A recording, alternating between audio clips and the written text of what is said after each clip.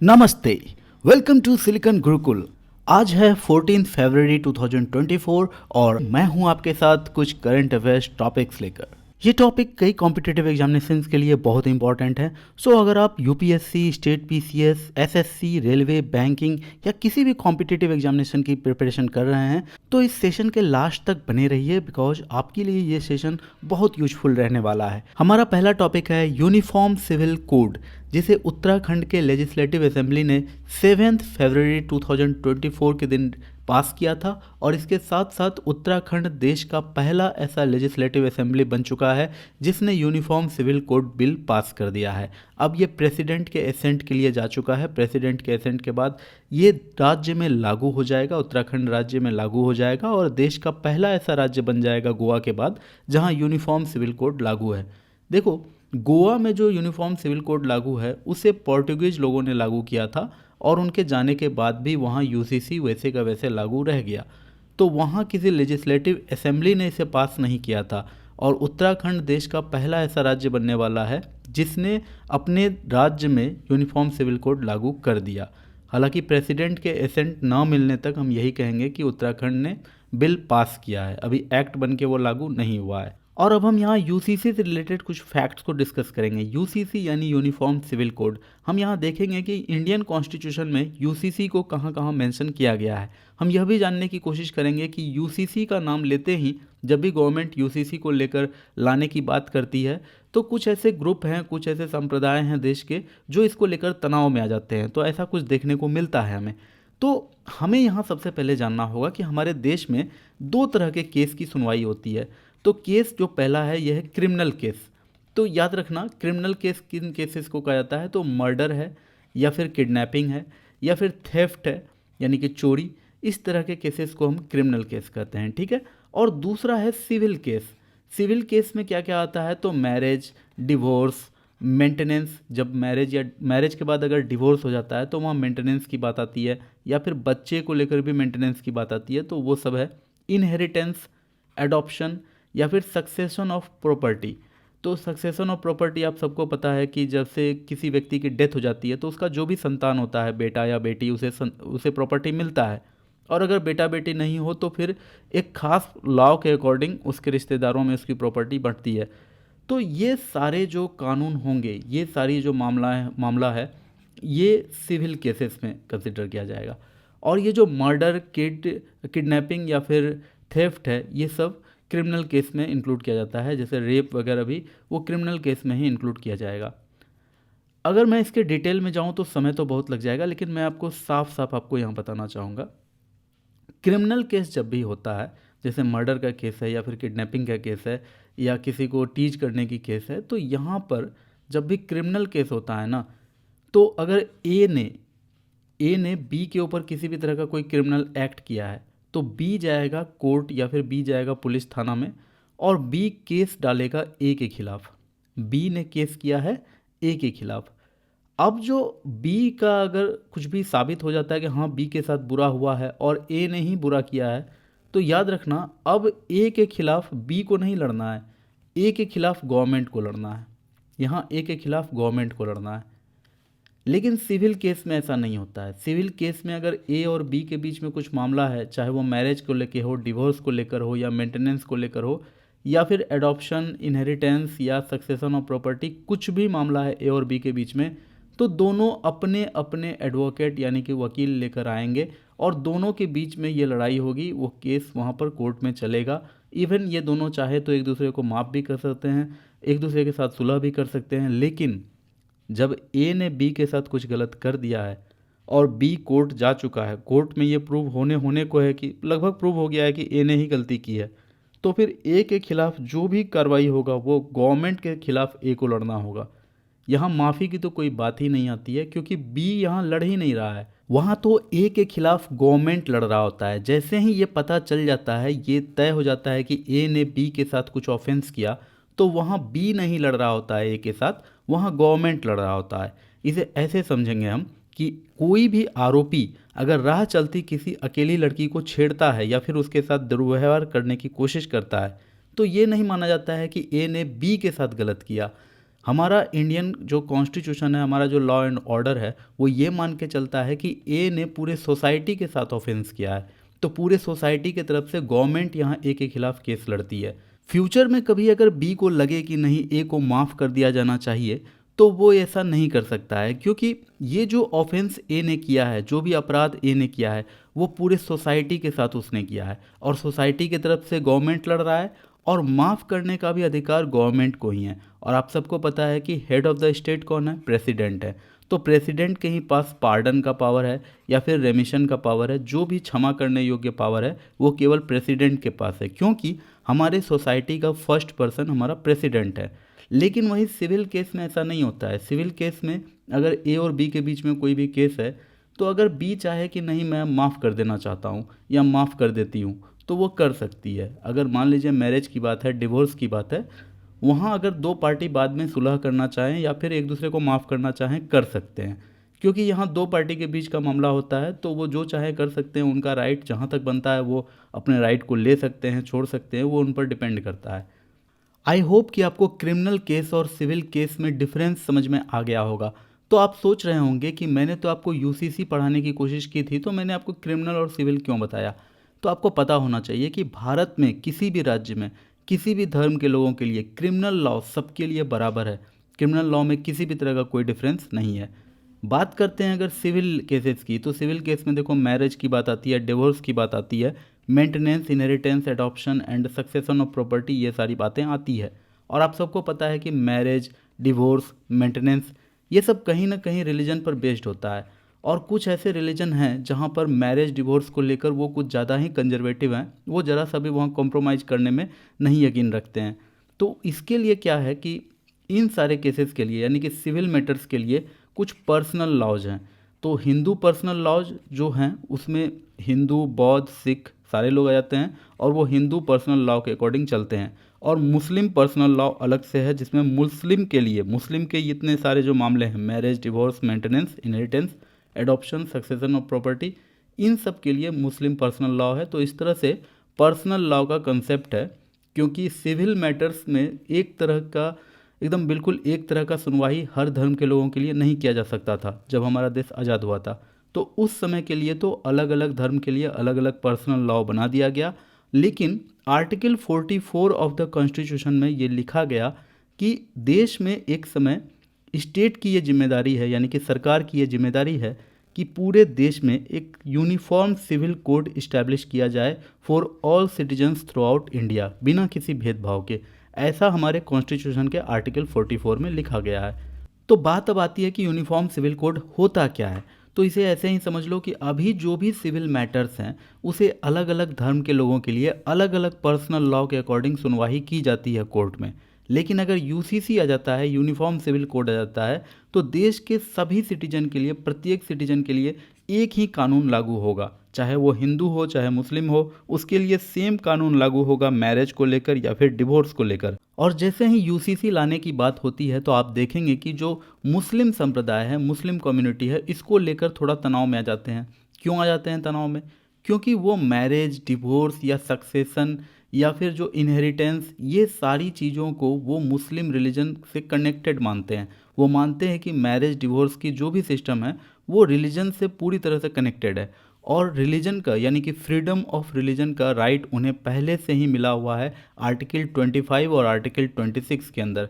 यही कारण है कि वो ये कहते हैं कि उन्हें अगर आर्टिकल 25, 26 का राइट है तो फिर यूसीसी कैसे आ सकता है, क्योंकि यूसीसी तो हिंदू हो चाहे मुस्लिम हो चाहे किसी भी धर्म के लोगों के लिए, वहाँ मैरिज हो, डिवोर्स हो, हर तरह के ऐसे सिविल मैटर्स में सेम कानून लेकर आया जाएगा। दैट्स वाई यहाँ पर मुस्लिम संप्रदाय थोड़ा सा तनाव में आ जाते हैं। यही एक मैटर है। देखो, इंडिया में यूनिफॉर्म सिविल कोड को लाने का पहला प्रयास किया गया था first prime minister Pandit Jawaharlal Nehru के द्वारा, और उस समय भीमराव अंबेडकर इस बिल को लेकर आते भी हैं। लेकिन कुछ कारणों से यूनिफॉर्म सिविल कोड को इस्टेब्लिश नहीं किया जा सकता है और इसी कारण से भीमराव अंबेडकर रिजाइन भी कर देते हैं। आप समझ सकते हैं ये कितना बड़ा इशू रहा होगा उस समय। तो आज भी कुछ उसी तरह की बातें हैं। देखो, जब अंग्रेज यहाँ थे तो उसी समय टाइम टाइम पर कई सारे एक्ट लेकर वो आए थे, जैसे Hindu window remarriage act of 1856, Hindu inheritance removal of disabilities act 1928। तो ये सारे एक्ट वो टाइम टाइम पर ला रहे थे। और आज़ादी के बाद फिर बात आई कि आने वाले समय में फिर क्या होगा। तो आने वाले समय में 1956 में उन सारे एक्ट को, उन सारे कस्टम्स, लॉ, रूल्स सबको एक कर हिंदू कोड बिल बनाया गया था। और इस तरह से कॉमन इंडियन सिटीजन के लिए हिंदू कोड बिल लाया गया और मुस्लिम कम्युनिटी के लिए मुस्लिम पर्सनल लॉ जो है उसे एक मान्यता दी जाती है और एक लीगल रिकॉग्निशन उन्हें मिलता है। और इसके ठीक 2 वर्ष पहले 1954 में स्पेशल मैरिज एक्ट लाया गया था, जिसमें यह कहा गया कि दो व्यक्ति, चाहे वो किसी भी रिलीजन के रहें, सेम रिलीजन के रहें या फिर अलग अलग रिलीजन के रहें, वो कोर्ट में आकर शादी कर सकते हैं। और ये सारे रिलीजियस पर्सनल लॉ से एबव होगा, यानी कि अगर कोर्ट में जाकर दो व्यक्ति ने विवाह कर लिया तो वो बिल्कुल एकदम मान्य है, कानून के नज़र में वो वैध है और सब कुछ ठीक से तब चलेगा। तो ये था 1954 का स्पेशल मैरिज एक्ट। इसके बाद 1956 में इस तरह से कॉमन इंडियन सिटीजन के लिए एक Hindu code bill and Muslim community के लिए मुस्लिम पर्सनल लॉ। और 1986 में थोड़ा शाहबानो केस के कारण भी जो यूनिफॉर्म सिविल कोड है इसको लाने की मांग बहुत उठ जाती है। ये एक अलग स्टोरी है, आप सर्च कर सकते हैं, पता कर सकते हैं। और उसके बाद 2003 में हमारे president doctor APJ Abdul Kalam भी सपोर्ट करते हैं कि UCC को लाया जाना चाहिए। और इसके बाद 2018 में 21st लॉ कमीशन, जिसके हेड रहे सुप्रीम कोर्ट के जज जस्टिस बलबीर सिंह चौहान, उन्होंने अपना रिपोर्ट सबमिट किया, 21st लॉ कमीशन का रिपोर्ट सबमिट किया, जिसमें यह कहा गया कि यूनिफॉर्म सिविल कोड का फॉर्मुलेशन या फिर उसकी इस्टेब्लिशमेंट इस स्टेज पर अभी डिजायरेबल नहीं है। देखो, कॉन्स्टिट्यूशन ने ये कह दिया कि आर्टिकल 44 में कि यूनिफॉर्म सिविल कोड को इस्टेब्लिश किया जाए। कब इस्टेब्लिश किया जाए तो ये तो सुप्रीम कोर्ट ही बता सकता है। तो सुप्रीम कोर्ट के लॉ कमीशन ने ये कह दिया कि अभी इसकी कोई ज़रूरत नहीं है। ये 2018 की बात है। 2022 में फिर से 22nd लॉ कमीशन ने अलग अलग स्टेक होल्डर्स से, like public and various religious organisation से, UCC को लेकर अपना ओपिनियन और सजेशन अभी मांगा है और ये अभी अंडर कंसिडरेशन ही है ये पूरा मामला। अब आइए उत्तराखंड के यूनिफॉर्म सिविल कोड बिल के बारे में बात करते हैं। और ये बिल बनने से पहले ऑफ कोर्स ड्राफ्ट रिपोर्ट था और इस ड्राफ्ट रिपोर्ट को तैयार किया गया था UCC ड्राफ्टिंग कमेटी के द्वारा। और इस कमेटी की अध्यक्ष थी रिटायर्ड सुप्रीम कोर्ट जज रंजना प्रकाश देसाई। इस यूनिफॉर्म सिविल कोड में जितने भी रेजिडेंट्स हैं उत्तराखंड के, उनके लिए सिविल मामले में कॉमन लॉ बनाया गया है। किसी भी तरह का कोई पर्सनल लॉ का कोई स्कोप नहीं रखा गया है। चाहे वो जो भी रेजिडेंट हैं, जो भी सिटीजन है, उसका रिलीजन कुछ भी हो, कास्ट कुछ भी हो, जेंडर कुछ भी हो, लेकिन सबके लिए यूनिफॉर्म सिविल कोड ही लागू होगा, ऐसा कानून बनाया गया है। लेकिन इसके साथ साथ आपको ये पता रहना चाहिए कि इसमें उत्तराखंड में रहने वाले करीब 3% आदिवासियों को, शेड्यूल्ड ट्राइब्स को इससे एग्जेम्प्ट किया गया है, यानी कि UCC उन पर लागू नहीं होगा। आप सबको पता है कि जो भी आदिवासी होते हैं, ST होते हैं, उनकी एक अलग दुनिया होती है। वो जंगल में रहते हैं, वो हमारी दुनिया में आकर हमें डिस्टर्ब नहीं करते, तो हम भी उन्हें जाकर डिस्टर्ब नहीं करते हैं। और ये एक दस्तूर है, कई सदियों पुराने समय से ये चलता आ रहा है। और इसे article 366 of Indian constitution clause 25 में भी इस्टेब्लिश किया गया है इस बात को कि हम आदिवासियों को किसी भी तरह से डिस्टर्ब नहीं करेंगे। ये शपथ हमने पहले से ले रखी है। इसके अलावा देखो, UCC में कुछ बातों को प्रोहिबिट किया गया है, बिल्कुल प्रतिबंध लगाया गया है, जैसे पॉलीगेमी, बहुविवाह, हलाला, इद्दत या फिर ट्रिपल तलाक, चाइल्ड मैरिज, इन सब के ऊपर फुल स्टॉप लगाया गया है। और uniform age for girls marriage, यानी कि गर्ल्स की मैरिज की यूनिफॉर्म एज होनी चाहिए और वो है 18 ईयर्स से कम किसी भी गर्ल्स की मैरिज नहीं होनी चाहिए across all religions. And mandatory registration किया गया है लिव इन रिलेशनशिप्स के लिए। देखो, अब तो लिव इन रिलेशनशिप तो बहुत ही कॉमन चीज़ हो गया है, लिव इन का कल्चर। तो उत्तराखंड सरकार कह रही है कि लिव इन में आप रहें, हमें कोई दिक्कत नहीं है, लेकिन आप रजिस्ट्रेशन करा लें कि एक जो बॉय है और कोई गर्ल है साथ में रह रहे हैं तो एक रजिस्ट्रेशन करा लीजिए। और अगर आप अलग होते हैं तो उस अलग होने का भी इन्फॉर्मेशन दें, उस इन्फॉर्मेशन को भी रजिस्टर कराएं कि कितने दिनों तक आप साथ में रहें और क्यों अलग हुए। और वहाँ अगर उन दोनों से कोई इशू होता है, कोई चाइल्ड होता है, तो उस चाइल्ड को इलिजिटिमेट चाइल्ड नहीं कहा जाएगा, उसे भी लेजिटिमेसी दी जाएगी इस UCC के अंडर। तो ये एक बहुत ही इंपॉर्टेंट चेंज लाया जा रहा है समाज के भीतर। अब देखो, UCC में कुछ और बातें की गई है, जैसे जेंडर इक्वालिटी की बात की गई है।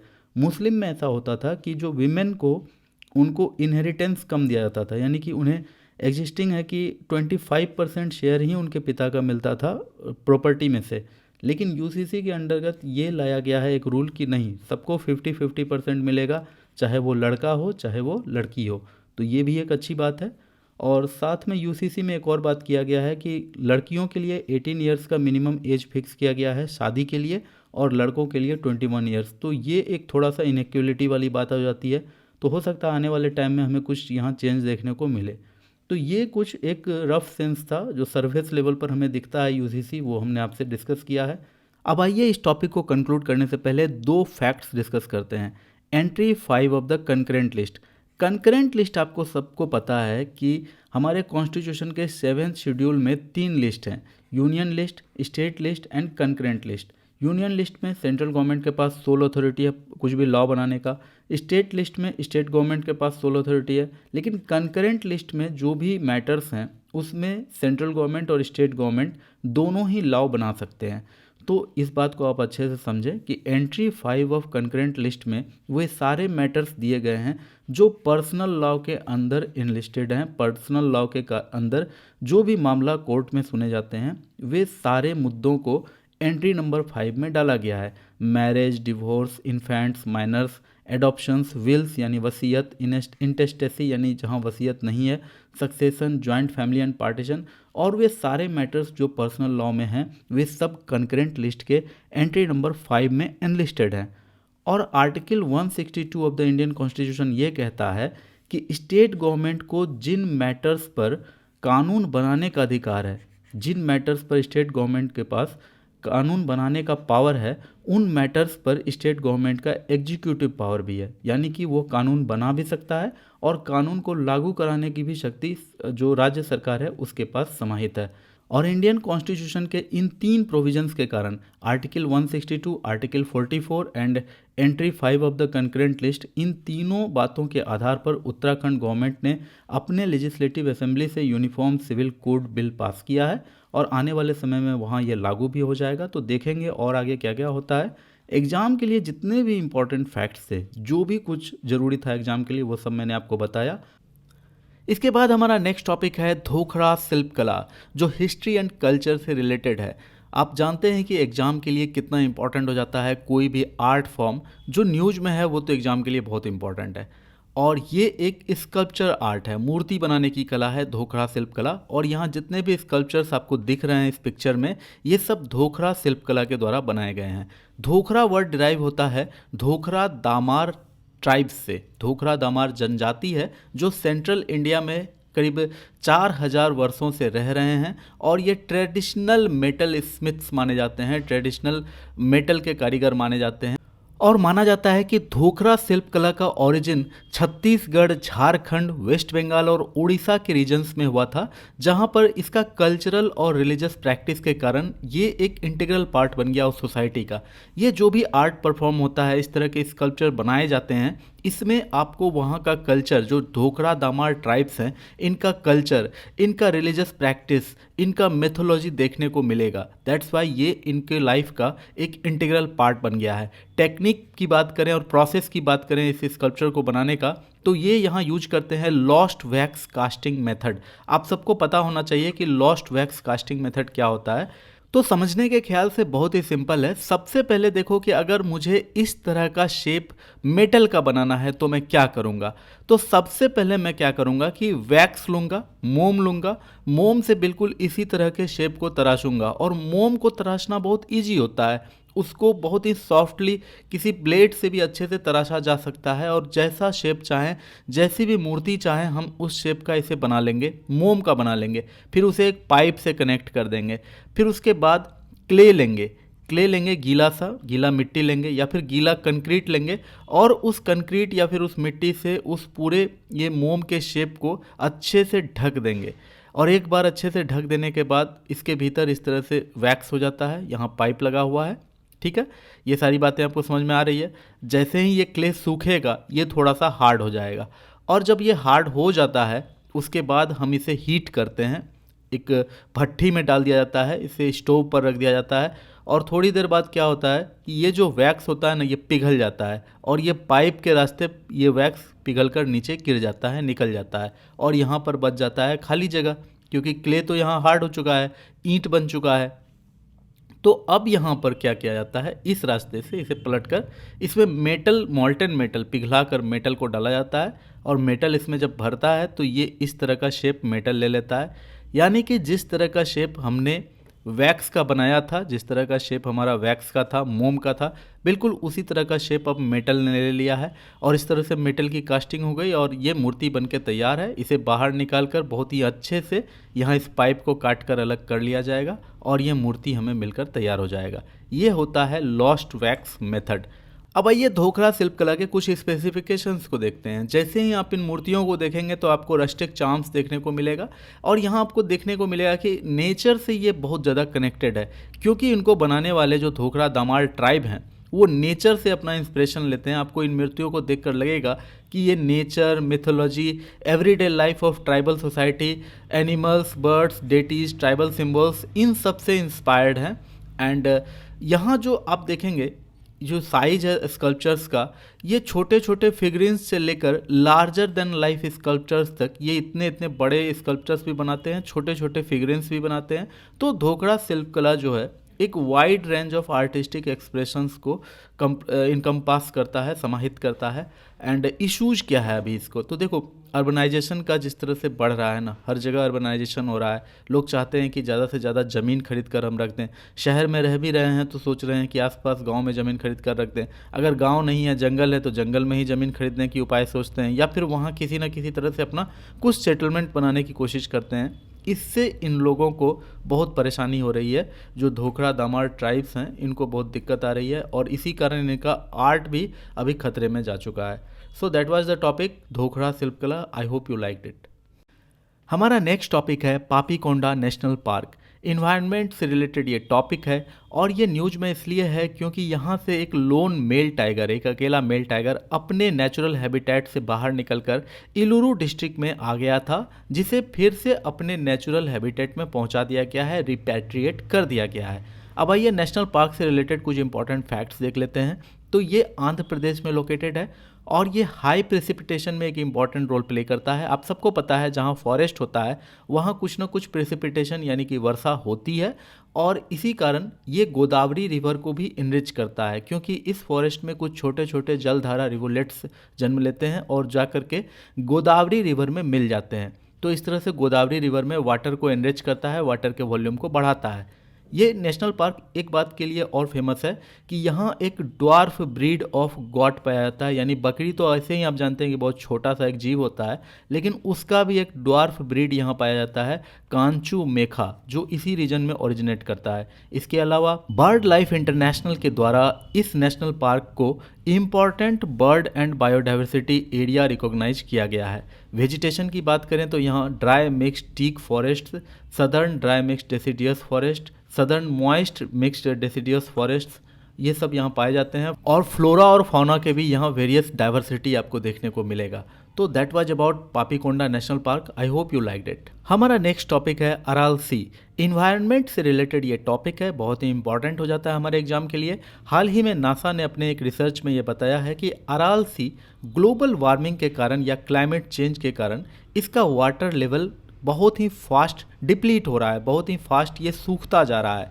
आप इस पिक्चर में देख सकते हैं, यहाँ जो आप ये पिक्चर देख रहे हैं ये 1989 में लिया गया पिक्चर है, सैटेलाइट पिक्चर है, और ये पिक्चर जो आप यहाँ देख रहे हैं ये 2014 में लिया गया पिक्चर है। आप देख सकते हैं कि वाटर लेवल किस तरह से डिप्लीट हुआ है।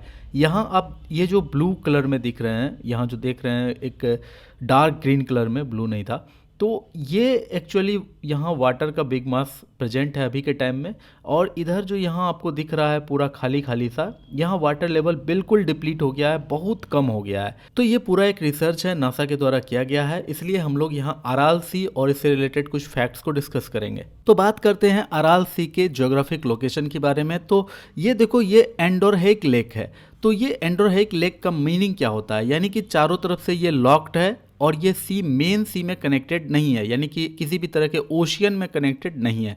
इसके नॉर्थ में आप कजाकिस्तान को देख सकते हैं, इसके साउथ में उज्बेकिस्तान को देख सकते हैं। तो हाफ इसका पार्ट कजाकिस्तान में है और हाफ उज्बेकिस्तान में है। दो कंट्रीज में लोकेटेड है, लेकिन इसका ड्रेनेज बेसिन कई सारे कंट्रीज में फैला हुआ है। Uzbekistan, Afghanistan, Iran, Kazakhstan, Kyrgyzstan, Tajikistan और तुर्कमेनिस्तान, इतने सारे सेंट्रल एशियन कंट्रीज में इसका ड्रेनेज बेसिन फैला हुआ है। आपको बता दूं कि ड्रेनेज बेसिन किसे कहते हैं, तो वो पूरा का पूरा एरिया जहां से रिवर्स या रिवुलेट्स या किसी भी तरह का कोई ड्रेनेज आकर इस अराल सी में ड्रेन करे, तो ये पूरा एरिया ही इसका ड्रेनेज बेसिन कहलाता है। आई होप ये बात आपको समझ में आ गई होगी। तो कई सारे रिवर्स इसमें ड्रेन करते हैं, लेकिन उसमें मेन जो 2 रिवर्स हैं वो हैं सायर दरिया एंड अमू दरिया। सायर दरिया यहाँ फरगाना वैली से उज्बेकिस्तान से ओरिजिनेट करता है और जाकर यहाँ अराल सी में ड्रेन कर जाता है। अमू दरिया अफगानिस्तान से ओरिजिनेट करते हुए यहाँ अराल सी में ड्रेन कर रहा है। अब बात करते हैं अराल सी के डिप्लेशन, वाटर डिप्लेशन के बारे में, कि आखिर ये इतनी जल्दी जल्दी सूख क्यों रहा है। 1960 से लेकर के 2014 के बीच में ये इतना वाटर डिप्लेशन कैसे हो गया, ये इतना सूख कैसे गया। तो देखो 1960 में ये पूरा area central Asia Soviet union के कंट्रोल में था और सोवियत यूनियन ने इरिगेशन पर्पस से सायर दरिया और अमू दरिया दोनों को बहुत ही अधिक डाइवर्ट किया था। कई सारे कनाल्स इससे निकाले गए, बड़े बड़े कनाल्स निकाले गए और वो कनाल से इरिगेशन का काम पूरा किया गया, जिसके कारण वाटर का यहाँ शॉर्टेज होता ही चला गया और समय के साथ साथ ये सूखता चला गया। तो ये इसका मेन रीज़न माना जाता है और यही कारण से ये सूख रहा है। तो देखो इस तरह के टॉपिक में हमें हिस्ट्री के बारे में थोड़ा सा पता चलता है, इन्वायरमेंट का तो कंसर्न हमें मिल ही जाता है, साथ साथ हम ज्योग्राफी को बहुत ही अच्छे से जाकर यहाँ फील कर सकते हैं। हम फील कर सकते हैं, यहाँ देख सकते हैं कि अराल सी है, इसके वेस्ट साइड में यहाँ कैस्पियन सी है, तो कैस्पियन सी से कौन सा कंट्री कनेक्टेड है, तो इस तरफ हम देख रहे हैं कजाकिस्तान है, यहाँ तुर्कमेनिस्तान है, तुर्कमेनिस्तान और कजाकिस्तान के बीच में एक थोड़ा सा बॉर्डर है, इसके अलावा उज्बेकिस्तान के साथ इसका बॉर्डर है कजाकिस्तान का। तो ये सारी बातों को हम थोड़ा डिटेल में जाकर देख पाते हैं इन टॉपिक को पढ़ते हुए। दैट्स वाई ये टॉपिक बहुत इंपॉर्टेंट है। आई hope you like the topic. हमारा नेक्स्ट टॉपिक है सुनाबेदा वाइल्ड लाइफ सेंचुरी, जो इन्वायरमेंट से रिलेटेड एक टॉपिक है और न्यूज में इसलिए है क्योंकि यहाँ सिक्योरिटी फोर्सेस और माओवादियों के बीच में कुछ कन्फ्लिक्ट, कुछ वायलेंस देखने को मिला है। That's why we are studying it. और यहाँ देखो ये लोकेटेड है ओडिशा के नुआपाड़ा डिस्ट्रिक्ट में, नुआपाड़ा डिस्ट्रिक्ट ऑफ ओडिशा में ये लोकेटेड है, लेकिन छत्तीसगढ़ से काफ़ी नज़दीक है। ये डॉटेड लाइन जो आपको यहाँ दिख रहा है ना, ये छत्तीसगढ़ बॉर्डर है, छत्तीसगढ़ और ओडिशा बॉर्डर है। तो बॉर्डर के काफ़ी नज़दीक होने के कारण ये जो वाइल्ड लाइफ सेंचुरी है ये छत्तीसगढ़ के सीता नदी और उदंती वाइल्ड लाइफ सेंचुरी को कनेक्ट करता है, यानी कि छत्तीसगढ़ का वाइल्ड लाइफ सेंचुरी और ये वाइल्ड लाइफ सेंचुरी लगभग कनेक्टेड है। और इसे वाइल्ड लाइफ सेंचुरी डिक्लेयर किया गया था 1983 में और ये 600 स्क्वायर किलोमीटर में फैला हुआ है। बात करते हैं सेंचुरी में वाइल्ड लाइफ हैबिटेट्स के बारे में, तो यहाँ ग्रेट डाइवर्सिटी देखा जाता है वाइल्ड लाइफ हैबिटेट्स में। वास्ट प्लेट्यू मिल जाते हैं, कैनियंस या 11 वाटरफॉल्स भी यहाँ देखने को मिलते हैं हमें सुनाबेदा वाइल्ड लाइफ सेंचुरी में, जो ओडिशा में लोकेटेड है। ऑल्सो फॉर्म्स कैचमेंट एरिया, यहाँ जोंक रिवर का कैचमेंट एरिया भी है जो महानदी रिवर में जाकर मिल जाती है, और यहाँ एक डैम भी बना हुआ है इरिगेशन के लिए। तो ये सारे फैक्ट्स आपको पता रहने चाहिए सोनाबेदा वाइल्ड लाइफ सेंचुरी को लेकर, क्योंकि यहाँ सिक्योरिटी फोर्सेस और माओवादियों के बीच में अक्सर कुछ कन्फ्लिक्ट देखने को मिलता है। वेजिटेशन की बात करें तो ये ड्राई डेसिडियस ट्रॉपिकल फॉरेस्ट से भरा हुआ है। फ्लोरा में बीजा, टीक, सीसू, आसन, धारवा, मोहुल एंड चार, सैंडलवुड, सीधा, इटिसी, ये सब फ्लोरा हैं यहाँ के। फौना की बात करें तो बारहसिंगा यानी स्वैम्प डियर और चीतल, गौर, सांभर, स्लॉथ बियर, हिल मैना, बार्किंग डियर, हेना, लेपर्ड, टाइगर्स, ये सब यहाँ देखने को मिलते हैं। और ये एक तरह का माइग्रेशन लिंक की तरह काम करता है। ये जो सोनाबेदा वाइल्ड लाइफ सेंचुरी है, मैंने अभी तुरंत आपको बताया कि छत्तीसगढ़ में भी वाइल्ड लाइफ सेंचुरी हैं जो बॉर्डर के उस पार है, बॉर्डर के इस पार है सोनाबेदा वाइल्ड लाइफ सेंचुरी। तो ये एडजॉइनिंग लिंक के साथ साथ एक माइग्रेशन चैनल के भी तरह काम आता है, जहाँ जानवर जो छत्तीसगढ़ के फॉरेस्ट के जानवर हैं वो इस तरफ ओडिशा में इन कर पाते हैं, ओडिशा से फिर छत्तीसगढ़ जा सकते हैं। अब बात करते हैं थोड़ा सा हम यहाँ माओइस्ट के बारे में। अब आइए इंडिया में हो रहे नक्सलाइट माओइस्ट इंसर्जेंसी से रिलेटेड कुछ फैक्ट्स को हम डिस्कस करते हैं। देखो, माना जाता है कि इंडिया में नक्सलाइट माओइस्ट इंसर्जेंसी की शुरुआत हुई थी 18 मई 1967 में, जो प्रेजेंट तक चल रहा है। और इस तरह से करीब 57 ईयर्स से इंडिया इस तरह के इंसर्जेंसी से परेशान है, इंडियन गवर्नमेंट परेशान है। हमें यहाँ कुछ समझना होगा। देखो यहाँ दो पक्ष है, एक है गवर्नमेंट और एक तरफ है नक्सलाइट एंड माओवादी। गवर्नमेंट का अपना एक स्टांस है, गवर्नमेंट ये कहती है कि नक्सलाइट और माओवादी जो हैं हमारे एनिमी नेबरिंग कंट्रीज का एजेंट है। हमारे enemy neighbouring countries like China इस तरह के लोगों को यानी कि नक्सलाइट और माओवादियों को आर्म्स प्रोवाइड करता है, हथियार प्रोवाइड करता है, इनको कुछ वैसा विचार देता है और इनको इस तरह से भड़काता है कि ये गवर्नमेंट के खिलाफ लड़ने लगते हैं। ये गवर्नमेंट का अपना स्टांस है कि ये जो नक्सलाइट और माओवादी गवर्नमेंट के खिलाफ इंसर्जेंसी करते हैं, लड़ाई करते हैं, वो लड़ाई इनके अपने मर्जी से नहीं होता है। इनको नेबरहुड कंट्रीज लाइक चाइना इनको भड़काता है, इनको हथियार प्रोवाइड करता है, इसलिए ये गवर्नमेंट के खिलाफ लड़ते हैं। अब आइए नक्सलाइट और माओवादियों का क्या स्टांस है, उनका क्या कहना है इस पर, वो हम देख लेते हैं। तो देखो नक्सलाइट और माओवादी का ये कहना है कि देश के जो भी गरीब हैं, देश के जो भी किसान हैं, देश के जो भी ट्राइबल लोग हैं, देश के जो भी शेड्यूल्ड ट्राइब्स के लोग हैं या फिर देश के जो भी लेबर्स हैं, उनको आज़ादी के बाद अब तक डेमोक्रेसी से या फिर सरकार से कोई खास फ़ायदा नहीं हुआ है। जो जहाँ थे उसी जगह हैं और इनमें से कोई अगर ऊपर उठ भी जाता है तो इनकी हालत कभी भी नहीं सुधरती है।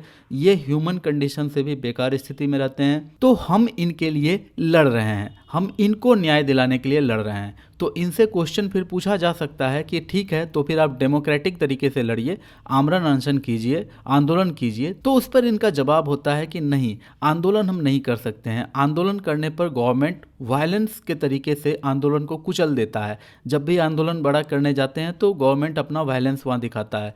तो हम नहीं कर सकते हैं उस तरह से, यानी डेमोक्रेटिक तरीके से हम आंदोलन नहीं कर सकते हैं, इसलिए हमने वायलेंस का रास्ता चुना है। हम इसलिए हथियार उठा लिए हैं। हथियार हमें चाहे कहीं से भी मिले, हमें मतलब नहीं है, नेबरहुड कंट्री प्रोवाइड करे या कोई भी प्रोवाइड करे, हमें पुअर्स, फार्मर्स, ट्राइबल्स और लेबर्स के लिए लड़ना है। तो हम गवर्नमेंट के खिलाफ लड़ रहे हैं।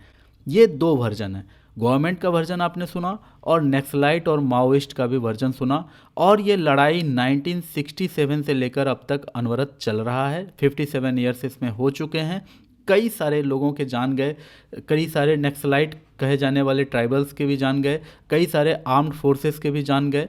तो जो भी जाने जा रही है वो जा तो रहा है इंडियन सिटीजन का ही, इंडियन सिटीजन ही जा करके नक्सलाइट या माओइस्ट बनता है। और इसीलिए ये सिचुएशन हमारे लिए बहुत ही वरीसम सिचुएशन है, बहुत चिंता की बात है ये। अब आइए थोड़ा मैप में हम देखते हैं। कहा जाता है कि नक्सलाइट का गढ़ कहाँ है, तो वो ये रेड कॉरिडोर में है। तो रेड कॉरिडोर किसे कहा जाता है, देख सकते हैं आप, यहाँ कर्नाटक से शुरू होता है और इस तरह से पूरे आप वेस्ट बंगाल तक इसको फैला हुआ देख सकते हैं। तो ये जो पूरा एक रास्ता है, एक चैनल है, इसी को रेड कॉरिडोर कहा जाता है। रेड पार्ट ये बता रहा है कि यहाँ नक्सलाइट इंसर्जेंसी बहुत हाई लेवल पर है और येलो पार्ट बता रहा है कि यहाँ नक्सलाइट इंसर्जेंसी उतना अधिक नहीं है। लेकिन ये मैप है 2007 का। अगर आप 2017 में देखें या 2013 में देखें तो वो थोड़ा कम हो जाता है और इसके बाद 2018 में तो ये बिल्कुल ही कम है और 2021 में ये डाटा आया था कि ओनली 25 सेटलमेंट्स जो हैं वो नक्सल अफेक्टेड एरिया के बचे हुए हैं अभी। और इसके बारे में कुछ और फैक्ट्स आपको पता रहना चाहिए। तो इसकी शुरुआत हुई थी 1967 में। और कहाँ से शुरुआत हुई थी, तो वेस्ट बंगाल में सिल्लीगुड़ी में एक जगह है नक्सलबाड़ी। नक्सलबाड़ी एक गांव का नाम है और वहीं पर कुछ लोगों ने हथियार उठाकर गवर्नमेंट के खिलाफ कुछ इंसर्जेंसी किया था और वहीं से ये नाम पड़ा है इनका नक्सलाइट। नक्सलाइट वर्ड यहीं से आया है। और माओवादी वर्ड क्यों है इनका, तो याद रखना जो ये नक्सलाइट लोग हैं इनको सपोर्ट करने के लिए जो चाइना के राष्ट्रपति थे माओ त्से तुंग ने इन्हें हथियार प्रोवाइड किया था और साथ साथ विचार, आइडिया, जो आइडियोलॉजी है वो भी माओ त्से तुंग ने ही इनको दिया था, ऐसा माना जाता है। दैट्स वाई माओ को मानने वाले लोग माओइस्ट कहलाते हैं। तो ये एक ब्रीफ इंट्रोडक्शन था आपको। और पॉलिटिकल पार्टी तो नहीं है इनका, लेकिन एक बैन पार्टी है, एक ऐसा पार्टी है जिसे बैन कर दिया जा चुका है, communist party of India Maoist. और इसके अलावा CPIML लिबरेशन, CPIML जनशक्ति, CPUSI, CPIML ND, CPIML MM। तो इस तरह के इतने सारे पार्टीज़ हैं जिनमें से अधिकांश पार्टी तो बैन कर दिए जा चुके हैं इंडिया में। और इसके कुछ लीडर्स भी आप यहाँ देख सकते हैं जिनमें से अधिकांश को पुलिस ने एनकाउंटर करके मारा है। तो ये एक ब्रीफ डिस्क्रिप्शन था about naxalite Maoist insurgency in India. On this note, I conclude the topic. Hope you liked the video. Thanks for watching.